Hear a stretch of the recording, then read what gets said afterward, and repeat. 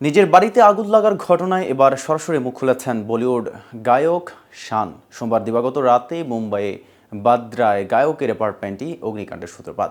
ধারণা করা হচ্ছে সেখানে শর্ট সার্কিট থেকে সৃষ্টি হয় এই অগ্নিকাণ্ড। এদিকে খবরটি ছড়াতেই শানের অনুরোধের মাঝে চিন্তার ভাঁজ।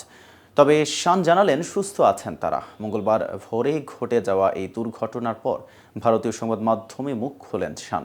জানালেন শান এদিন স্ত্রীকে সঙ্গে নিয়েই বাসায় ছিলেন, কিন্তু সে সময় কি ঘটেছিল তাদের সাথে, বাড়িতে আগুন লাগার সময় কি করছিলেন শান ও তার স্ত্রী।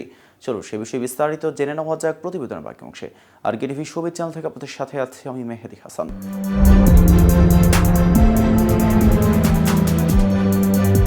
যখন আগুন লাগে তার আগেই তারা ঘুমিয়ে পড়েছিলেন। এক পর্যায়ে তাদের ছেলে সোহম ঘুম থেকে ডেকে তুললে বাড়ির সকল সদস্যদের নিয়ে নিরাপদ অবস্থান করেন তারা। শান বলেন, রাত 12:30টার দিকে 7ম তলায় আগুন লাগে। আমরা তখন ঘুমাচ্ছিলাম। রাত 1টার দিকে ঘুম ভাঙে। ততক্ষণে 7 তলা ও নিচের অন্যান্য তলা থেকে বেশিরভাগ মানুষ নিচে নেমে যায়। আমাদের ছাদে যেতে বলা হয়েছিল, কিন্তু ছাদে তখন তালা বন্ধ। ধোঁয়ায় ক্রমাগত বাড়ছিল।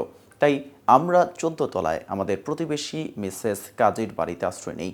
আমরা প্রায় 40 মিনিট সেখানে ছিলাম, যতক্ষণ না দমকল কর্মীরা আমাদের উদ্ধার করে নিয়ে যান। শান আরও বলেন, আগুনে 7ম তলা সম্পূর্ণ বশীভূত হয়ে গেছে। 6ষ্ঠ ও 8ম তলা আংশিক পুড়ে গেলেও বহু তলের অন্যান্য অংশ তেমন ক্ষতিগ্রস্ত হয়নি। আমাদের বাড়িও ঠিক আছে, আমরাও ঠিক আছি। প্রসঙ্গত, শান ভারতের একজন প্রখ্যাত গায়ক এবং অভিনেতা। তিনি 1972 সালের 30 সেপ্টেম্বর ভারতের কান্দায় জন্মগ্রহণ করেন। তার কর্মজীবনের শুরুতে তিনি তার বোন সাগরিকার সাথে জুটি বেঁধে কিছু জনপ্রিয় গান করেন। পরে তিনি হিন্দি চলচ্চিত্রের জন্য প্লেব্যাক করেন এবং নিজের ব্যক্তিগত অ্যালবামও প্রকাশ করেন। তার বাবা মানস মুখার্জি বলিউডের সুরকার ছিলেন। এদিকে পরপারে পাড়ি জমালেন ভারতের বরেণ্য পরিচালক শ্যাম বেনেগাল।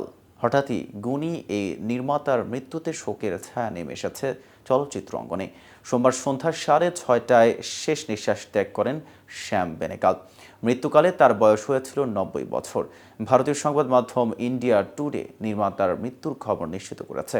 ইন্ডিয়া টুডেকে এ তথ্য নিশ্চিত করেন শ্যাম বেনেগালের কন্যা প্রিয়া বেনেগাল।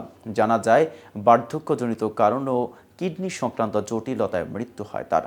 মৃত্যুর কিছুদিন আগেই গত 14ই ডিসেম্বর নিজের জন্মদিনে পরিবার ও বন্ধু-বান্ধবের সঙ্গে কাটিয়েছিলেন গুণী এই নির্মাতা। শ্যাম বেনেগালের জন্মদিন উপস্থিত ছিলেন অভিনেতা কুলভূষণ খরবন্দা, নাসিরুদ্দিন শাহ, দিব্যা দত্ত, শাবানা আজমি, রজিত কাপুর ও অতুল তিওয়ারি। ছিলেন শশী কাপুরের পুত্র কুনাল কাপুরও। 70 থেকে 80-র দশকের ভারতীয় চলচ্চিত্রের সবচেয়ে গুরুত্বপূর্ণ নির্মাতাদের একজন মনে করা হতো তাকে।